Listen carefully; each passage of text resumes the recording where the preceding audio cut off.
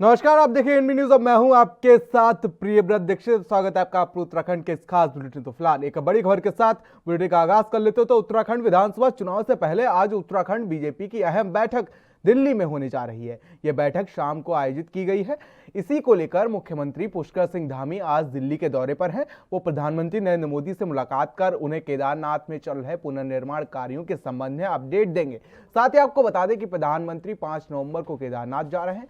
तो वहीं यह भी माना जा रहा है कि मुख्यमंत्री दिल्ली प्रवास के दौरान केंद्रीय मंत्रियों से भी मुलाकात कर उन्हें राज्य स्थापना दिवस पर 9 नवंबर को होने वाले समारोह में शामिल होने का न्योता दे सकते हैं। प्रधानमंत्री नरेंद्र मोदी 5 नवंबर को केदारनाथ में चल रहे प्रथम चरण के कार्यों का लोकार्पण करेंगे, जबकि द्वितीय चरण के कार्यों की आधारशिला भी रखेंगे। इसके अलावा वे केदारनाथ में आदि शंकराचार्य की प्रतिमा का अनावरण भी करेंगे। प्रधानमंत्री नरेंद्र मोदी के दौरे को देखते हुए सरकार से लेकर मशीनरी तक सभी ने तैयारियां तेज कर दी हैं। इसी कड़ी में मुख्यमंत्री पुष्कर सिंह धामी का आज दिल्ली दौरा है।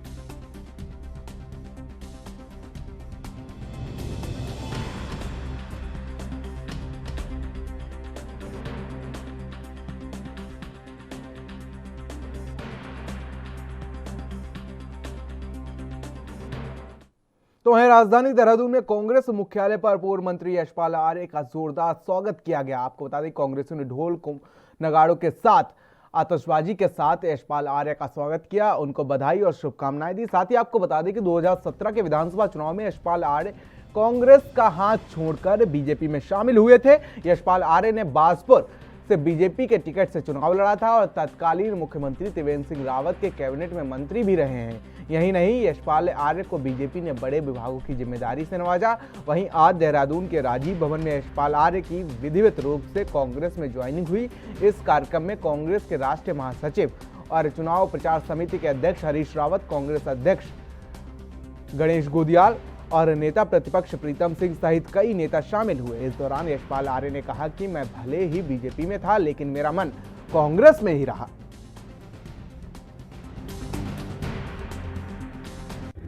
हमारे जो वरिष्ठ नेता कांग्रेस के हैं उत्तराखंड में, उनकी जो प्राथमिकताएं हैं वो मेरी प्राथमिकता है और मेरा लक्ष्य स्पष्ट है।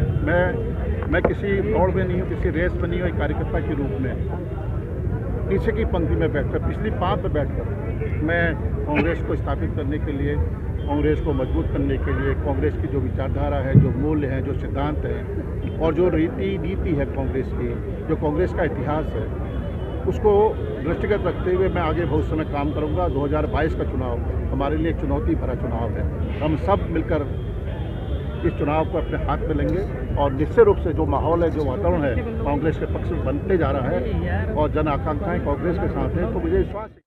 तो वहीं उत्तराखंड विधानसभा 2022 के चुनाव को तैयारियों को लेकर अभी पार्टियों ने अपनी तैयारी शुरू कर दी है। बीजेपी और कांग्रेस के बीच आम आदमी पार्टी ने भी उत्तराखंड में अपनी पैठ बनाना शुरू कर दिया है। साथ ही आपको बता दें कि आम आदमी पार्टी से उत्तराखंड राज्य के सीएम उम्मीदवार कर्नल अजय कोठियाल प्रदेश में रोड शो कर आम आदमी पार्टी के मुद्दों के साथ जनता के बीच जा रहे हैं। इसी कड़ी में मैंगलोर में रोड शो में पहुंचे अजय कोठियाल ने कहा कि प्रदेश में आम आदमी पार्टी बेरोजगारी को लेकर कड़े कदम उठाएगी। साथ ही 5,000 रुपए महीने का रोजगार भत्ता देगी, जिससे बेरोजगारों को कुछ राहत मिल सके। कोठियाल ने विपक्षियों को निशाने पर लेते हुए कहा कि कांग्रेस और बीजेपी ने विकास के नाम पर जनता को मूर्ख बनाने का काम किया है। दोनों पार्टियों से त्रस्त जनता अब विकल्प ढूंढ रही है और वो विकल्प आम आदमी पार्टी है।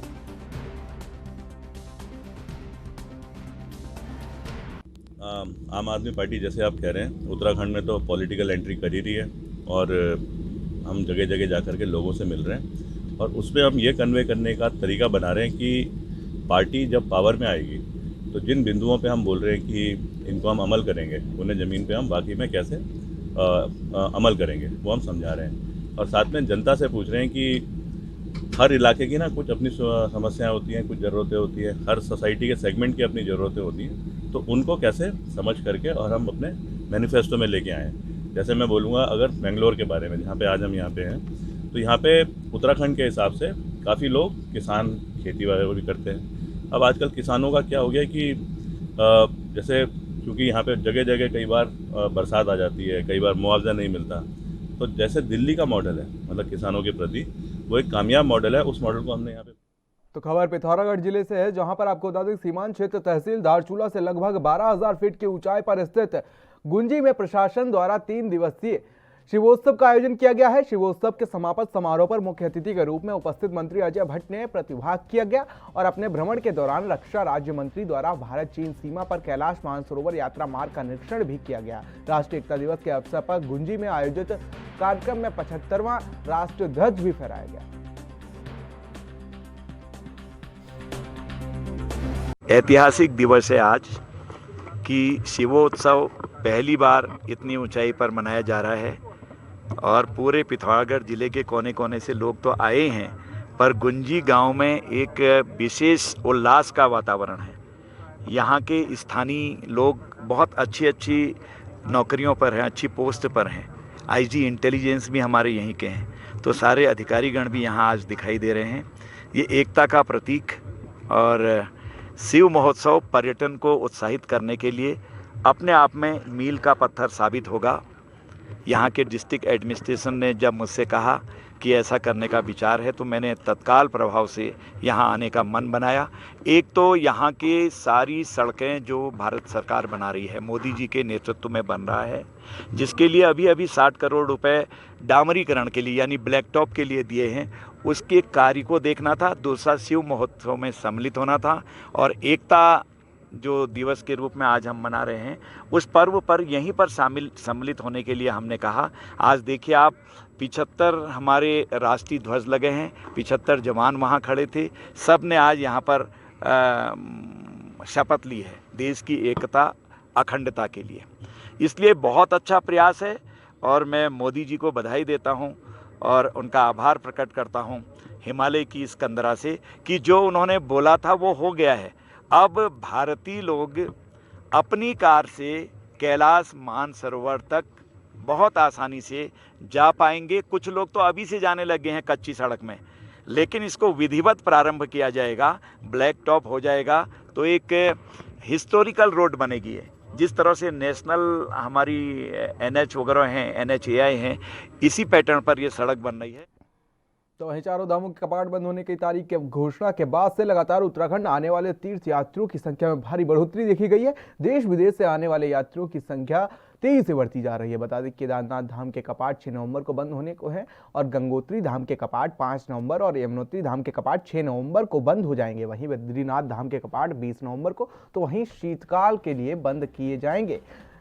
देर से शुरू होने वाले इस यात्रा को, चारों धामों की यात्रा करने के लिए अब तक रिकॉर्ड 4 लाख से ज़्यादा भक्त पहुंच चुके हैं। इनमें से 2 लाख से ज़्यादा तीर्थ यात्रियों ने अकेले केदारनाथ धाम के दर्शन किए हैं। नवंबर महीने की शुरुआत होते ही तीर्थ पुरोहितों ने कपाट बंद करने की तैयारियों पर जोर देने को शुरू कर दिया था।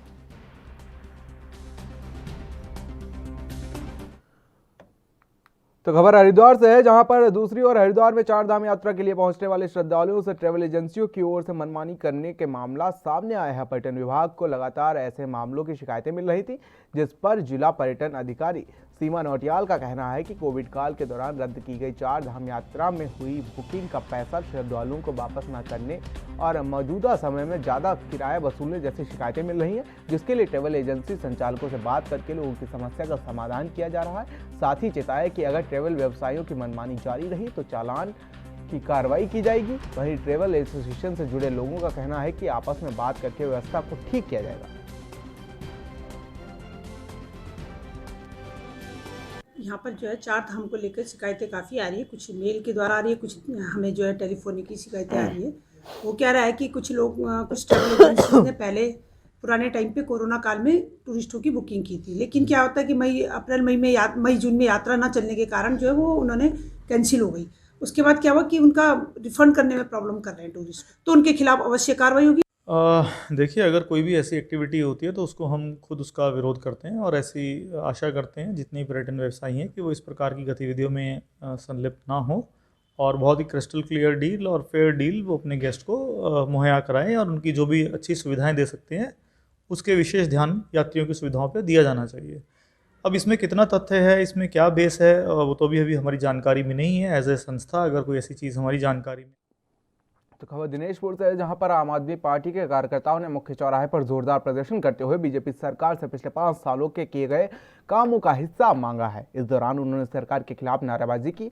आम आदमी पार्टी विधानसभा प्रभारी जरनैल सिंह काली की अगुवाई में कार्यों के लेखा जोखा की मांग करते हुए सरकार से तत्काल इस्तीफा देने की मांग की गई। पार्टी कार्यकर्ताओं ने आरोप लगाया कि बीजेपी ने आगामी विधानसभा चुनाव में प्रधानमंत्री, मुख्यमंत्री और विधायक के 5-5 अच्छे कार्य लेकर जनता के बीच में जाने का दावा किया है।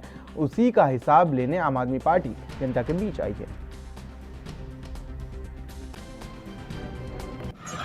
पिछले एक दशक में जिस तरह से हर स्तर पर जो है महंगाई बढ़ी है और जनता पूरी तरह से बदहाल हुई है, वैसा अभूतपूर्व है। भाजपा शासनकाल में डबल इंजन सरकार का दावा करने वालों ने इस तरह से भाजपा की सरकार ने जो है डबल लेवल पर जो है जनता को लूटा है और इस वक्त कोरोना पीरियड में भी जो है और अब भी जो है जनता पूरी तरह से त्रस्त है। इस हाल में जनता अपने जनप्रतिनिधियों से जवाब मांग रही है और वो जवाब देने की बजाय कहीं बिलों में जाकर छुप कर बैठे हुए हैं, सामने आने से कतरा रहे हैं। आज यहाँ हमारे पूरे उत्तराखंड में विधायकों का घेराव था। आज हम लोगों ने घेराव किया तो ये ना अपने ऑफिसों में मिले ना अपने घरों पे मिले, तो हम लोग चौराहे पे आकर एकत्रित हुए और हम लोगों ने 5 साल का पिछला हिसाब मांगा है, जो कि हिसाब देने से ये लोग पीछे हट रहे हैं। तो वहीं आम आदमी पार्टी ने लालकुआं विधानसभा क्षेत्र के बीजेपी विधायक नवीन दुमका से जवाब मांगते हुए आप कार्यालय के समक्ष धरना प्रदर्शन दिया। इस दौरान आम आदमी पार्टी नेता दीपक पांडे ने कहा कि बीजेपी के विधायक नवीन दुमका ने चुनाव में जो वादे किए थे वो अभी तक पूरे नहीं किए गए हैं। विंदुकता को राजस्व गांव की मांग बरसों से लटकी पड़ी है। नगर पंचायत का सीमा विस्तार भी अभी तक नहीं किया गया है। वहीं अधर में लटका हल्दूचौड़ आयुर्वेदिक चिकित्सालय का निर्माण कार्य भी वर्षों बीत जाने के बाद भी नहीं किया जा सका।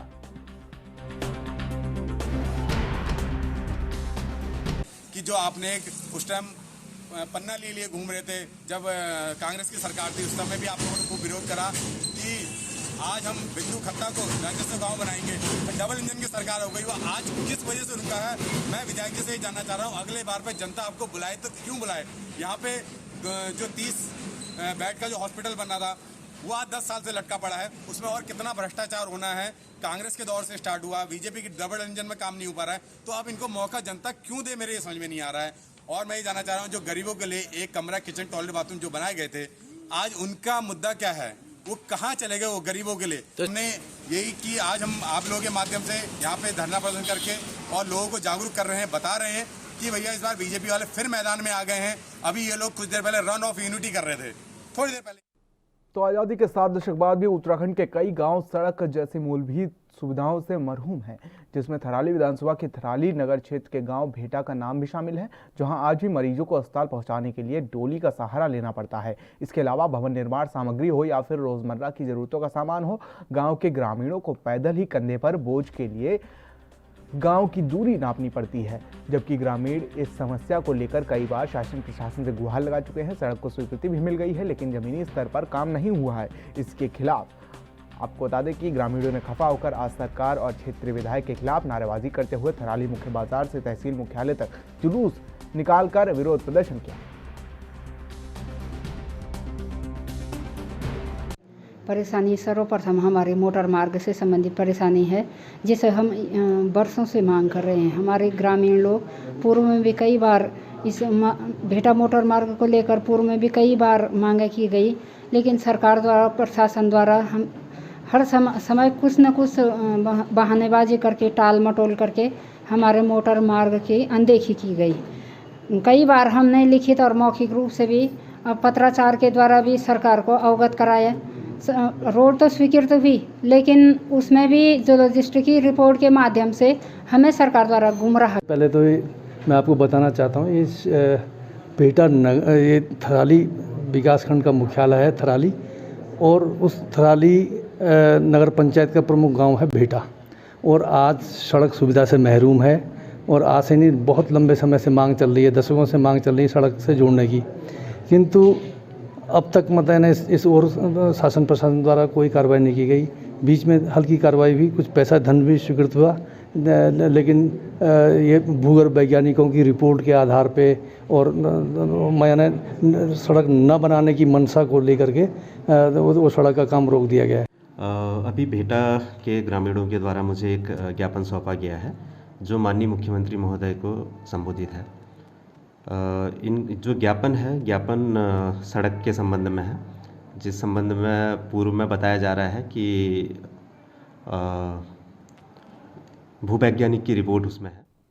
और फिलहाल वक्त एक छोटे सा ब्रेक का, देखते रहिए एनबी न्यूज़।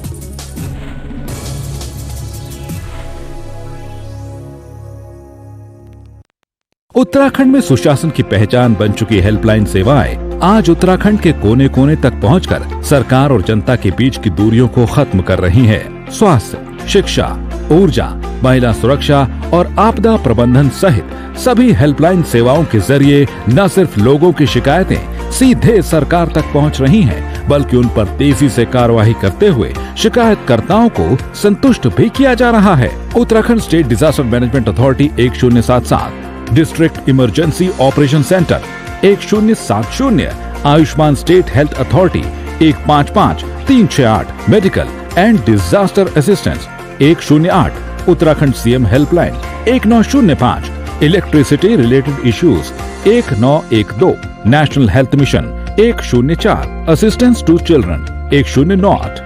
अब नागरिकों को अपनी समस्याओं के निस्तारण के लिए जिला मुख्यालयों के चक्कर नहीं काटने पड़ते हैं, क्योंकि उनके पास है हेल्पलाइन की सुविधा।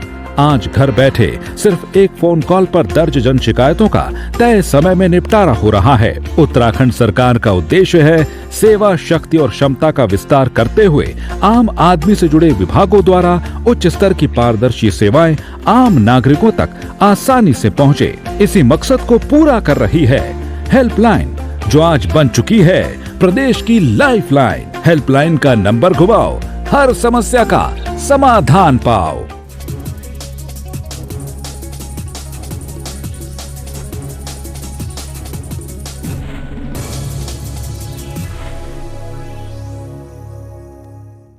तो ब्रेक के बाद आप उत्तराखंड में आप सभी का एक बार फिर से स्वागत। चलिए रुक लेते खबरों की, जहां पर उत्तराखंड में छठ पूजा को लेकर बिहारी महासभा ने राजपुर रोड स्थित बाल योगी आश्रम में एक बैठक आयोजित की। बैठक में आगामी छठ पूजा को लेकर कार्यनीति तय की गई, जिसमें बिहारी महासभा के सभी पदाधिकारी मौजूद रहे। इस दौरान दीपावली मिलन कार्यक्रम का भी आयोजन किया गया। साथ ही छठ पूजा को लेकर योजना बनाई गई, जिसमें राजधानी देहरादून के 5 स्थलों पर स्नान किया जाना तय किया गया है। साथ ही उन्होंने सरकार और प्रशासन से सहयोग की अपील की है।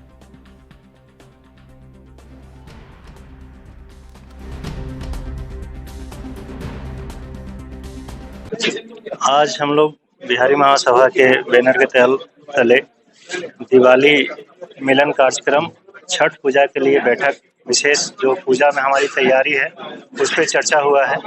चर्चा में अभी हम लोग जो तैयारी है उसमें इस बार 5 जगह पे हम लोग मूल रूप से छठ का बिहारी महासभा पूरा व्यवस्था करा रही है, जिसमें हमारा टपकेश्वर, प्रेमनगर, चंद्रवनी और तपोवन और बसंत विहार के कैनाल में वहाँ पे व्रतियों को लिए व्यवस्था कराया जाएगा। इसमें टेंट, साउंड, लाइट ये सारे व्यवस्था कराए जाएंगे। अलाव की व्यवस्था कराया जाएगा। उसमें अलग अलग पदाधिकारी हमारे नियुक्त हुए हैं जो टपकेश्वर के व्यवस्था में छठ पूजा की तैयारियों को लेके तो चर्चा हो रही है।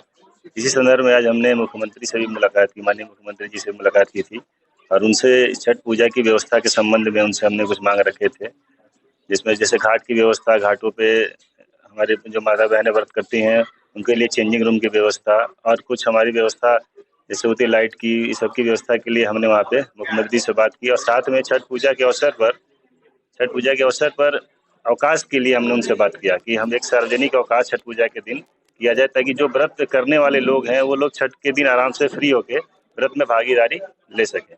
का पर्व है, हर देवी देवता की हम लोग पूजा करते हैं, लेकिन इसमें साक्षात भगवान का दर्शन हमें होता है, सूर्यदेव भगवान का, और हम उनकी उगते हुए सूरज की और अस्त होते हुए सूरज की पूजा करते हैं, जिसमें कि काफी नियम धर्म से इस पर्व को मनाया जाता है, बहुत शुद्धता के साथ मनाया जाता है।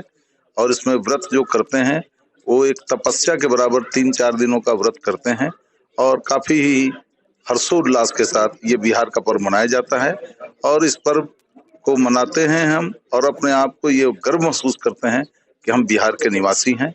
और यहाँ पर इस सभा के द्वारा ये आयोजन विगत कई वर्षों से होते आ रहा है। तो खबर उत्तराखंड के सितारगंज से, जहां पर एक दलित व्यक्ति पर झूठे मुकदमेबाजी और उत्पीड़न के खिलाफ आज स्थानीय बीएसपी कार्यकर्ताओं ने काशीपुर एएसपी दफ्तर में अपनी नाराजगी का इजहार किया और प्रशासन से सितारगंज दलित प्रकरण की निष्पक्ष जांच किए जाने की मांग की है। काशीपुर के अपर पुलिस अधीक्षक प्रमोद कुमार को दलित नेताओं ने ज्ञापन देते हुए आरोप लगाया है कि सितारगंज में बीजेपी विधायक की शाह पर दलित व्यक्ति और उनके परिजनों पर न केवल बेतहाशा उत्पीड़न हुआ है, जिसकी बीएसपी समाज घोर निंदा करता है। उन्होंने प्रशासन से अपील की है कि जल्द दलित परिवार के साथ न्याय किया जाए, अन्यथा बहुजन समाज पार्टी सड़कों पर उतरने को मजबूर हो जाएगी। लेखराज गौतम साहब के द्वारा एक ये ज्ञापन दिया गया है, जो विगत दिनों सितारगंज में कोई घटना हुई थी तो उसके संबंध में ज्ञापन दिया गया है, जो कि पुलिस महानिदेशक महोदय को संबोधित है।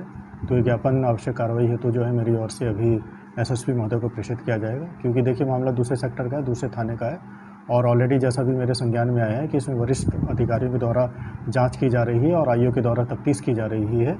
तो उसमें हमारा उद्देश्य सबका यही रहेगा कि निष्पक्ष जांच हो और जांच में जो भी दोषी पाया जाता है उसके विरुद्ध सम्मत कार्रवाई की जाए। ज्ञापन जो आज एडिशनल साहब काशीपुर को दिया है, महामहिम हमारे जो पुलिस मुख्यालय है देहरादून को ज्ञापन दिया गया है और ज्ञापन में कहना है कि जो सितारगंज में एक शिक्षक हैं हमारे मास्टर सतेंद्र जी, उनके विरुद्ध में विधायक के कहने से 4 एफआईआर दर्ज हुई हैं और एफआईआर अलग अलग दर्ज हुई हैं और पुलिस के द्वारा गांव में घेराबंदी करके, चारों तरफ से घेराबंदी करके सतेंद्र को पकड़ा गया। गांव में जितने भी लोग हैं उन लोगों के साथ मारपीट करी गई और सतेंद्र को पकड़कर। तो पूर्व सरदार वल्लभ भाई पटेल की जयंती पर अल्मोड़ा जिले के सल्ट विधानसभा सयालदे में बीजेपी युवा मोर्चा ने रन फॉर यूनिटी कार्यक्रम का आयोजन किया। कार्यक्रम में युवा अतिथि सल्ट विधायक महेश जीना ने सभी प्रतिभागियों को हरी झंडी दिखाकर रैली का शुभारंभ किया, जिससे प्रतियोगिताओं में भाग लेने वाले प्रतियोगियों के बढ़ चढ़कर हिस्सा लिया, जिसमें महिला वर्ग के प्रथम स्थान पर हिमानी, द्वितीय स्थान पर कविता शर्मा, तृतीय स्थान पर उमा उप्रेती रही।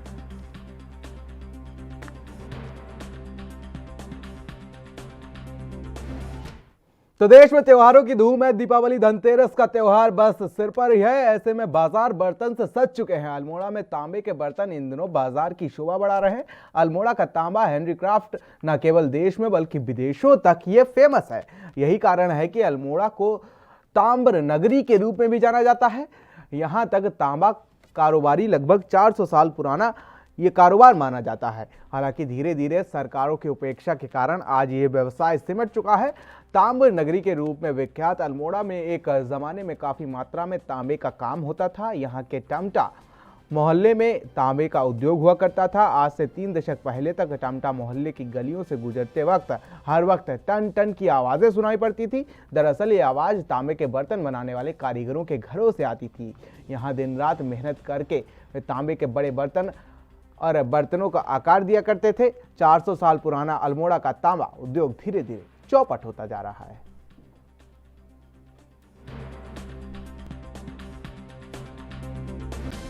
अल्मोड़ा में तमता मोहल्ला है, वहाँ के कारीगर और सरला गांव और बल्टा गांव के जो कारीगर हैं वो लोग इसको बना के लाते हैं। पहले सरला गांव के बहुत कारीगर थे, अब वो समय के अनुसार उनके परिवार के लोग चले गए तो उनके बच्चे 1-2 लोग ही उससे जुड़े हुए हैं। लेकिन यहाँ टमटा मोहल्ला के कई सारे परिवार अभी इस व्यवसाय से जुड़े हुए हैं।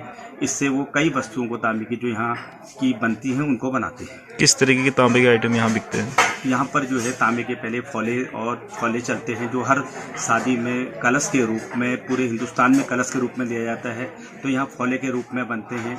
यहाँ से नेपाल और ये अल्मोड़ा में जो है ये हर परिवार में जो है ये हमारे कुमाऊं क्षेत्र में और गढ़वाल क्षेत्र में तांबे का जो फौला है वो दिया जाता है। हर गांव में यहाँ पर तांबे का तौला बनता है, जिसमें 40 किलो, 50 किलो, 30 किलो चावल बनता है। वो तौला केवल अल्मोड़ा में ही बनता है। और यहाँ छोटी पूजा की तौली जिसमें दिया जलाया जाता है, तांबे का अर्गा, तांबे का दिया, तांबे का गिलास, तांबे का जग और बजाने के यंत्र जो हमारे केदारनाथ, बद्रीनाथ मंदिरों में, नेपालों में हैं। तुरई बोलते हैं, रणसिंगा बोलते हैं, सर्पनरी बोलते हैं, ये सारे और बड़े बड़े नगारे, दमाऊ जो पहले की तो काफ़ी ज़्यादा था, ये काम अब तो बिल्कुल ख़त्म हो चुका है। जो लोग काम करते हैं उनकी आर्थिक स्थिति भी बिल्कुल ख़त्म हो चुकी है। और एक हमारे अल्मोड़ा में एक लाला जी हमारे अनोखे लाल सन्स उनके काम करते हैं, हम उन्हीं का माल बनाते हैं, वही हमारा घर चलाते हैं, वही सब कुछ हमारे लिए बस। क्या नाम है? मेरा नाम राजेश टमटा। ये तो हम बचपन से बना रहे, शुरू से चला आ रहा है हमारा कारीगर ये कार्य, और हम दुकान का ही काम करते हैं, दादा हमें लाल इनके, और ये हमारा पैतृक काम है। मतलब बचपन से, हम तो बचपन से करते आ रहे, हमारे पहले फुल लोग करते थे। सरकार की वजह से हमें अभी तक कोई ऐसा तो नहीं कराया उन्होंने हमारा व्यवस्था, ये अपना ही हम बस लाला का काम करते हैं, उसी से होता है हमारा। तो खबरों में फिलहाल इतना ही। देश और दुनिया के तमाम छोटी बड़ी खबरों के लिए बने रहे एनबी न्यूज़ के साथ। नमस्कार।